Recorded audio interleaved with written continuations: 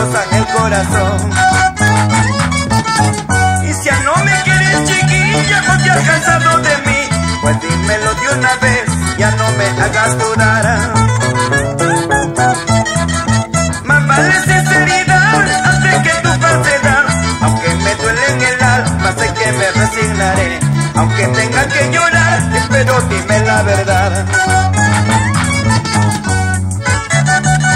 Un saludo cordial para don Mario Rosales, doña Polita Chicaña, doña Gusta Vargas, don Dionisio Fernández, don Apolinario Maqui, doña Francisca Maquera.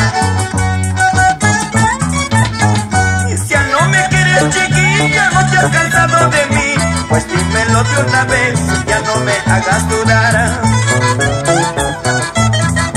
Más vale sinceridad antes que tu falsedad.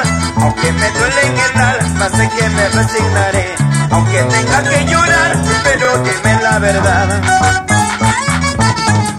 Las dudas del corazón es el cáncer del amor.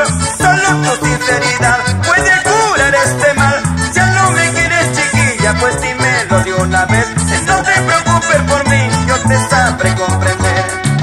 Las dudas del corazón es el cáncer del amor. Solo tu sinceridad puede curar este mal. Si ya no me quieres, chiquilla, pues dímelo de una vez.